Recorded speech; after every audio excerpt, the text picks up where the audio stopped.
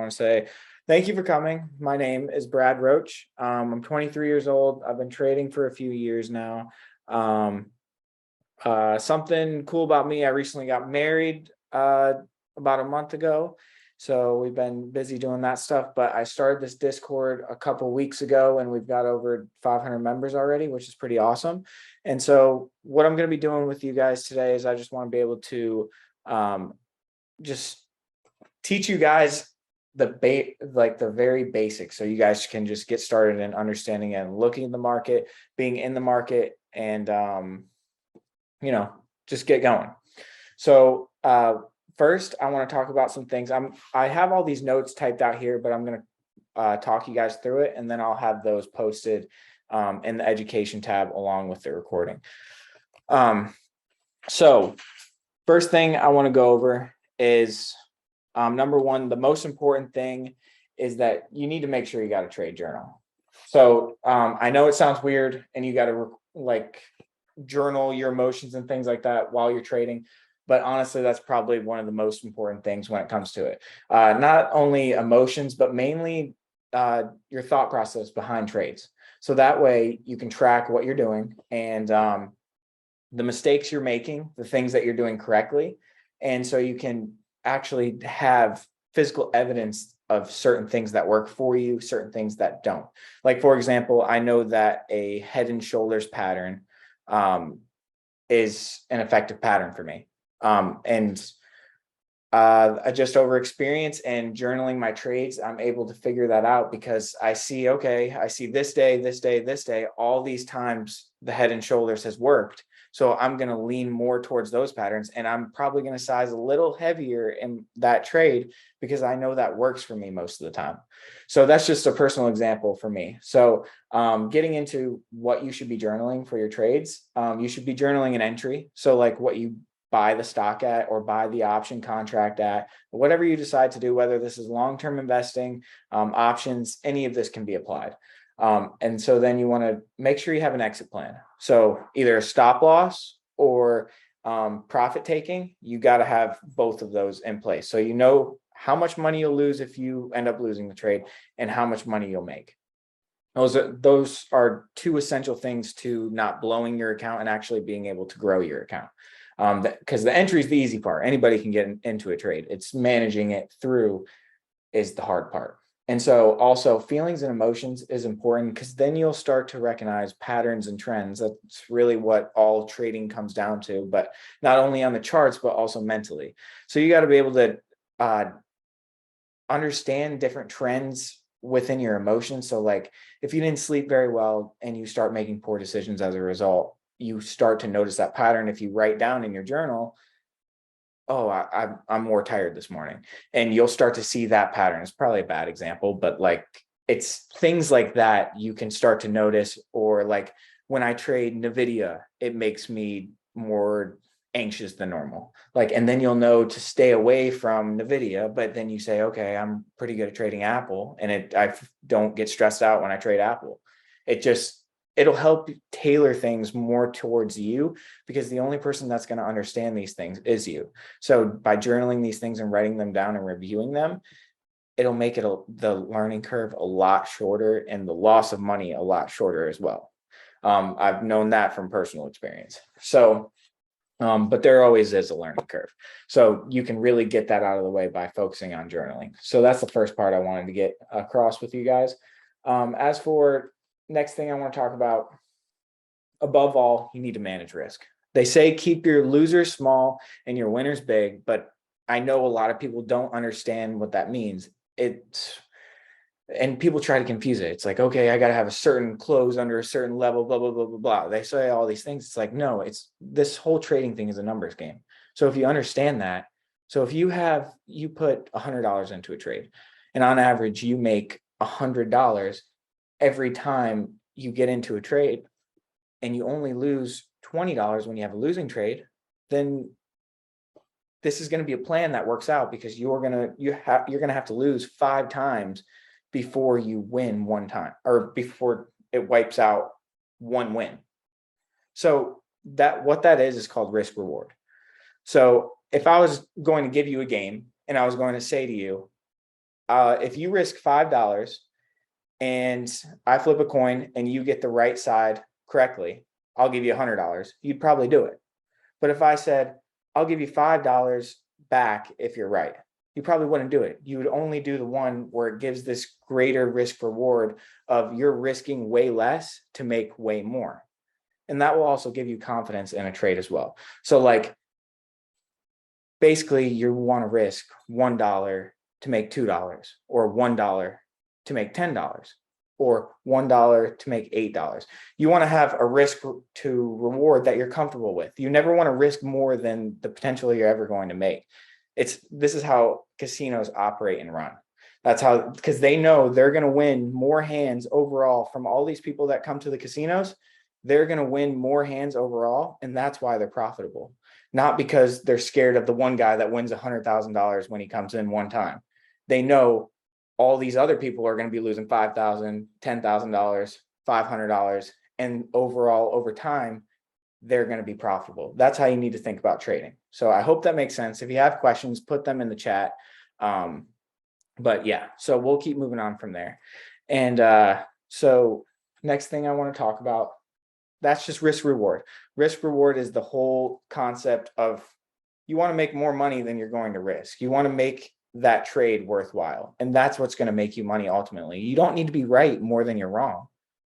You just need to plan your trades out so you make a ridiculous amount more than you do when you lose. So for example, I personally put a 20% stop loss. And that's for my options trading. Investing, I typically just let money go, put stop loss, and make sure for investing, I just dollar cost average. So like, that's a different concept that we'll get into at a later period. But the main thing is you just want to make sure that you're managing that risk to reward. And so the next thing I want to talk about is investing in the overall stock market. If you're just looking to learn to invest, this is a good class for you, because what you'll be doing is you'll be putting down these support and resistances. And then what you'll do from there is it'll just give you an idea of good places to add to your position and just build your portfolio out. You don't want to put all your money in at once. You want to have a strategic plan of when you're going to add, especially for a long-term portfolio. And so that's how I go about long-term investing. And so when we go over support and resistance tonight, it'll give you a good idea of what's going on and what I mean by dollar cost averaging and just how to get into and exit trades. So the reason why I say this is because I don't want to spend, when I'm long-term investing, I don't want to spend a lot of time trying to figure out what's the best stock or the next best stock. I'd rather do that in short-term trades where I'm going to be getting in and out, and I can do it based on price action. Because most hedge funds, as you can see, they are not profitable. Last year, most of them were not profitable. So why not just get in at a good price in the overall stock market, which is what everyone's trying to beat anyways. You don't have to beat it. It's going to make you money in the long term. Like as for the NASDAQ, which is the QQQ, 15% or 15 times, 15 years out of the past 78 years, the NASDAQ has been down. That's it. So 15 out of 78 years. About 78, don't quote me on that and those numbers. It's relatively right there. But you are almost guaranteed to make money if you hold on to these stocks for the long term, these overall ETF stock market, NASDAQ and S&P 500. If you hold on to these, that's what's going to help your portfolio grow, and it's safe. You got money. If you have money in the S&P 500, you have money in 500 different companies: Apple, Microsoft, Facebook, Google, all these different companies. So you don't have to pick one. You can just be in that. So that's what my advice for someone that's not my advice, but that's what I would do. That's what I would do personally when I'm investing, is just focus on these two things and just continue to add to them. And they're both down almost 30% on the year. They're at least 20 at this point. So it's great time to get in for me, I think. And so that goes into that. So basically what we're going to go over is support and resistance tonight. And the only thing I got to go over is for you guys to understand is what a candlestick is. So you've seen line graphs and lines on a chart, all these different lines on a chart. And then I'm sure you've seen candlesticks before. So as long as you understand the basic concept of what a candlestick is, you'll be able to draw these support and resistances. So basically what it is, there's a so this is a bullish candle. So any of the green candles are considered bullish. Basically, it just means that it's going up. So there's an open price, which is the bottom of the candle, and they call this the body here, where it's thicker. They call this the body. So there's the open price, there's the close price, and then there's the high price and low price. So when this candle was being made, it could have looked something like this, where it opens up here, the price opens up here. It's all based on time intervals. So this could be a day chart, a 1 hour chart. It just depends on what you're looking at. So here's the open price. So this is where the price opened when the candle started, or the day started. It may have gone down here, and because this wick here shows that price reacted in this way, like the price came down here at some point during this candle as it was developing. And then as it goes up, it comes up here, and it also has been up here at some point while this candle was forming, and then it closes here. So that's ultimately what happens here. So there's the open. It may move down here, it may move up in any sort of the way. It could happen a million different ways, but it does touch this price at some point during this candle and then closes here.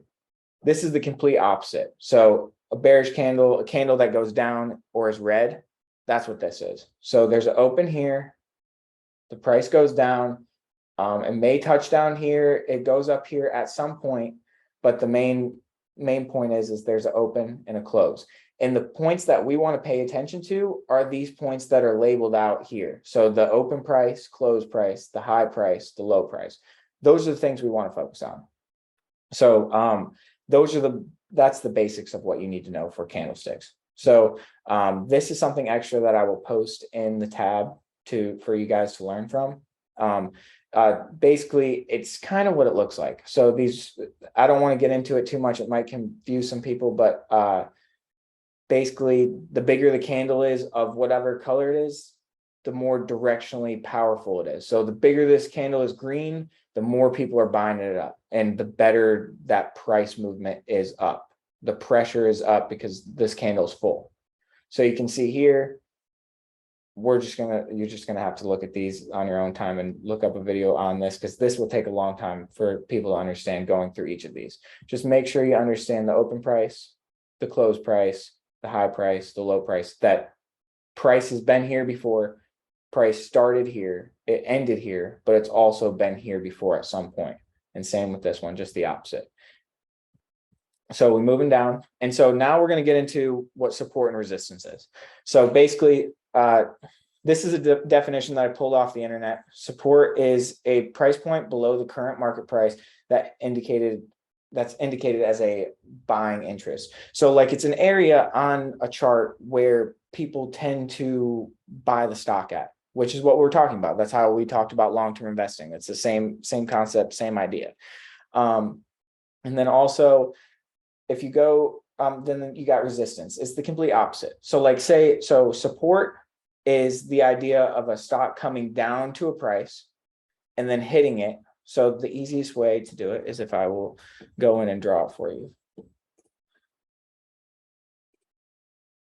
So support is based on, let me get my tools out. So that line would be considered a support level or resistance level. This overall is just a level. This is a level, this is a level. I'm just drawing them randomly. They don't mean anything right now. This is a level, this is a level. Okay, so basically what support would look like is if a stock comes from here. So the stock price moves down, touches this level, and reacts to it in some sort of way. Bounces off, it may come up to this next one, and this is what would be resistance. So this is support because it bounces off, it's supporting it and making the price move up. And then there's resistance where price may reject off and go straight back down. So the idea is that price reacts to these different levels and will bounce and come down or reject. So bounce off support, reject off of resistance. And these levels tend to add up. And I know it sounds crazy and it sounds like it doesn't even make sense. Like, why would price do this? It's because there's so many people that watch these same levels and keep track of them. They get attracted to these prices. And it's historical data that we use to be able to tell if what's happening next. And this is the tools that you'll be able to use to make sure, okay, this is where I'm going to get in at. This is where I'm going to take my profit. And then down here, maybe my stop loss. So it completely just comes down to these levels give you ideas of where you want to get in, where you want to get out, and how you want to structure a trade. This is the most important aspect when it comes to trading overall. So what we're going to do is we're just going to go over basically how to do support and resistance in a basic way, and you guys can practice it. Send me them in the Discord, send me pictures of what you guys have done and the different charting that you've done for support and resistance. And really what you need to do is put these levels on. You don't have to trade them, but watch how price reacts to these levels once you actually learn to do this. So what we're going to do is we're going to start on the weekly chart. So I would suggest, if you are someone that is learning to just wanting to invest, I would start on the weekly chart or even the monthly chart. So each candle represents a month. So this candle represents a month, this represents a month, this represents a month. And so that's how long it takes for each candle to open and close. These are each full month. So if that puts it in perspective of these candles that I was showing you, teaching you about, there's the open price. So that would be here. There's the close price, which would be the top. But see that how there's not much empty or wicking. The price only went a little bit down here. As for this one, the price went very far down here. It opened here, came all the way down here, and got bought back up and closed up here.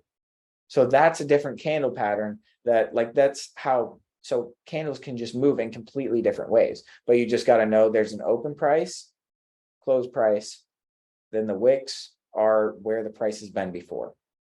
So now, so if I were to start and be someone who is investing, what I personally do is find levels on a chart for monthly levels that I would use to add to my investing portfolio.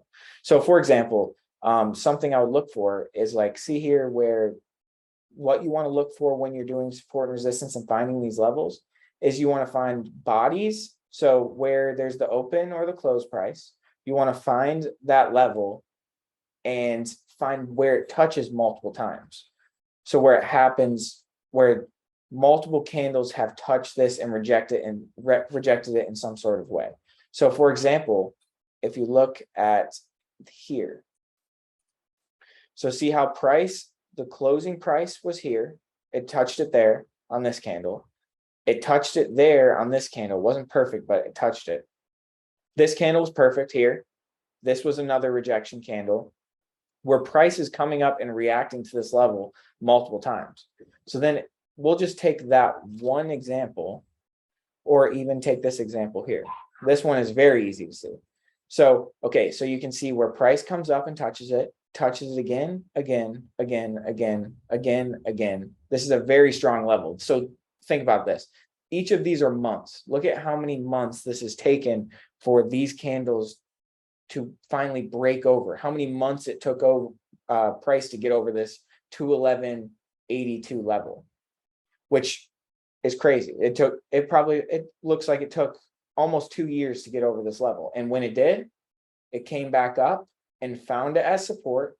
Here, it was resistance because it kept going up to price and rejecting it, couldn't break above it. And then finally, when it did break above it on this candle here, it came back and tested it as support. Now, that's the second part you want to find when you're looking for support and resistance. There's literally two pieces to it. You want to find one where there's multiple candles rejecting this level, and two, where it finds it as resistance and support. You want to see it react and on both sides.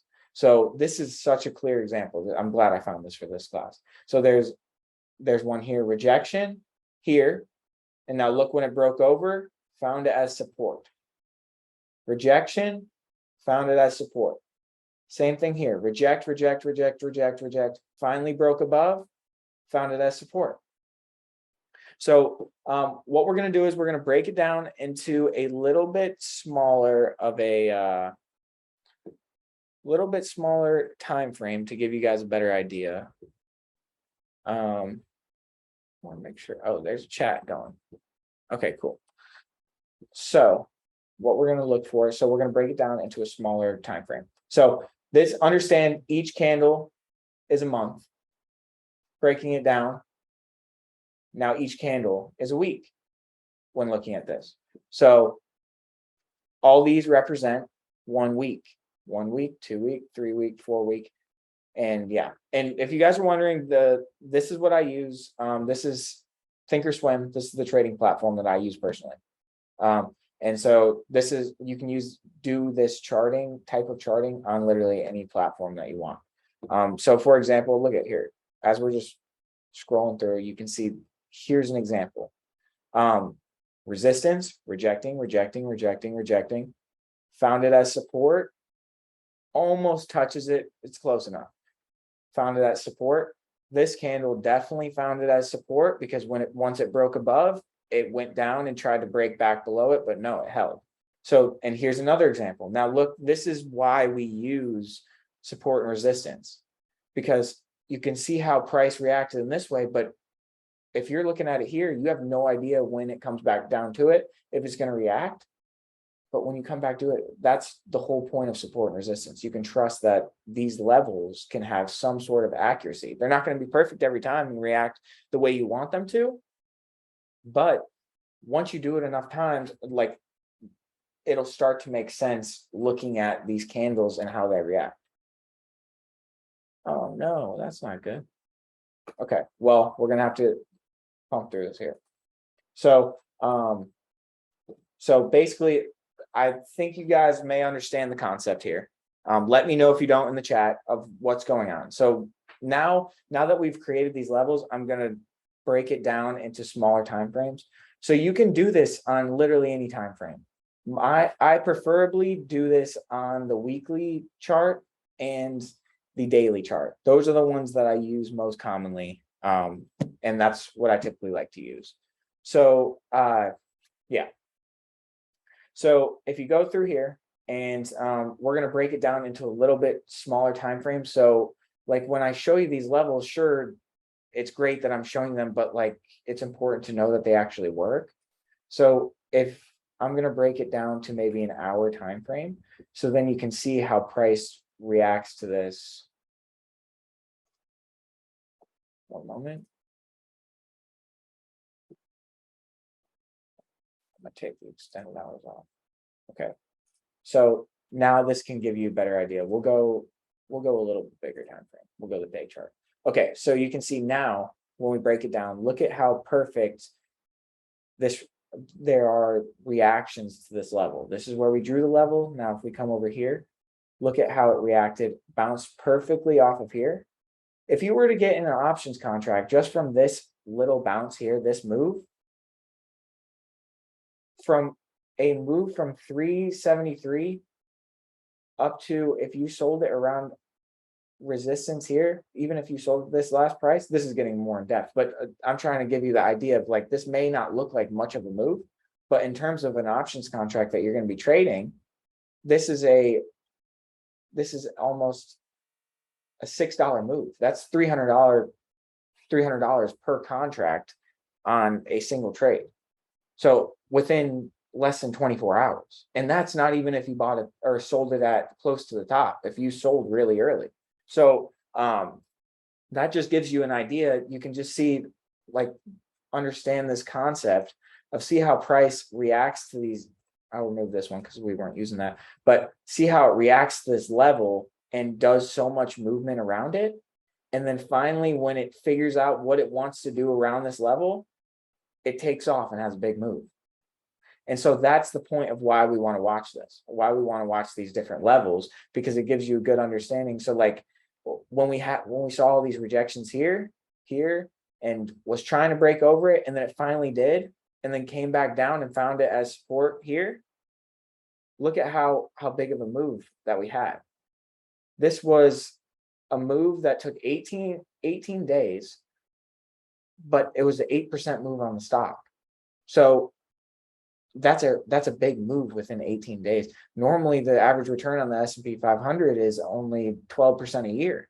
So if you find a trade that can fit this here, that's a huge move, especially when it comes to options. And so when you play the smaller time frames, that's where it gets more intense and quicker moving. But I want to just stick with, I don't want to get into types of trading. I want to stick with the concept of learning support and resistance. So I'm just going to keep breaking down these different levels here and give you guys good ideas of what different levels will look like. So an easy one that I always remember is QCOM. So if you take a look at this, we'll delete here and delete here. Okay, so this is a price level I had drawn. Now look at how many times there are, check out how many times that there are bounces and rejections here. So we have a bounce here, a bounce here, a bounce here. So 1, 2, 3, 4 bounces. And what do you probably think it's going to do the next time it comes to this level? If you had to take a wild guess, look at the way this price reacted when it bounced off this level. It held it here and had a huge move, where if you look from where that level is to the move by the end of the week, 10% move. That's a 10% move, 11% move, $13 in a stock just from this level. But so what I'm trying to show you guys here is just see how the accuracy of every time it reacts to this level, we had a great bounce. Like, look at this one. This was a huge move. So this is using historical data to give you an idea of where the stock is going to move next.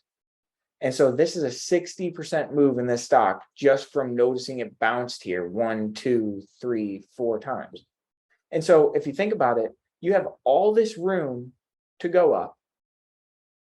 And all you have to do to minimize your risk is when it goes below here, cut the trade. You cut it, your loss is going to be small because you just got a line in the stand here, but you got all this up here.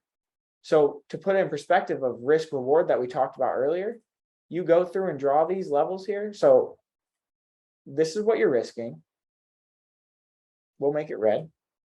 This recording may cut off. It said it was going to cut me off in 10 minutes. So I'm just going to go until it cuts me off. And then I can start another one if you guys want me to. But I think we've reached a majority of what we want to talk about. I'm wrapping up with the things that are needed here. So this is the next thing I want to show. So we talked about risk reward. So this is the idea. This is all that matters. You want to risk way less. So look at this. If you took this last bounce here, you were risking all of this. Even if you looked at recent price before and you just want to say, hey, I see price rejecting here up here, I'm going to take profit here. You caught a huge move. Look at the risk reward. It breaks. You see it holds here. So maybe you get in closer to here where that candle closes. Now look at how much you're going to risk. That's what you're risking. So you're wondering how many times it fits within it or what your risk reward is. All you have to do is go here. So price is here. This is this is what you're risking. This is your 1, 2, 3. I'm not completely accurate, but you get the idea. 4, 5, 6. You're risking 1 to make 6. So if you put $100 into a trade, hypothetically, you're risking $100 to make $600. If you do this 6 times, or if you do this 1 time and get it right, you're risking you're risking the potential to make $600. You make $600 one time, you have to lose 6 times in a row again in order to wipe out everything you just made. And I hope you wouldn't do that. You take better trades and make sure you have good setups, but because in theory, we want to win more than 1 out of 7 times. But when you have levels like this that are so obvious, these are the ones that you want to play. You had 1 bounce, 2 bounce, 3 bounce, and then look at how this candle reacted. It's a no-brainer almost. Okay, look at how this candle reacted. Almost a no-brainer, I'd say myself. I'm not in this trade personally. I'm focusing on SPY and NASDAQ this week, but for the members. But yeah, see how price reacts. That's exactly what we want. So that's the basic concept of what we're looking at. And so what we're looking for is price to react to certain levels. And you can see here, price tended to react to this level as well. This recent highs where it rejected twice, came back, broke above, couldn't hold it, had some consolidation. This is called consolidation. Basically means where people can't figure out if the price is correct or not, whether the price should move up from here or down from here, because there's a fight between buyers and sellers at all these prices. So there's people that are going to be selling it here, and it says I got less than a minute left, so this is going to wrap it up here. But make sure what you're looking for is price to see it as resistance and support. So resistance, support, and we need more than 2 touches at least. And that's what we need to do here for support and resistance. Let me know if you guys have any questions. I'm sorry to cut it early, but I hope you guys learned something, and hit the trade floor if you have any questions. Thank you guys for coming.